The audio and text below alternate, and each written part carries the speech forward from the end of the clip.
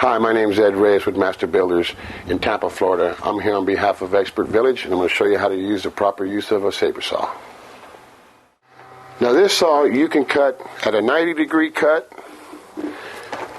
There's also a setting back here, this black knob that turns.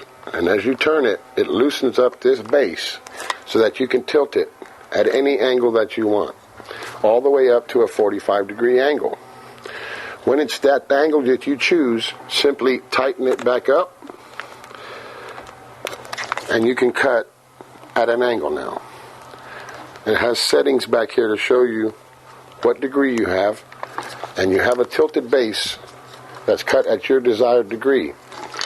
When you come down, you want to make sure that the base of your unit is flush with the plywood.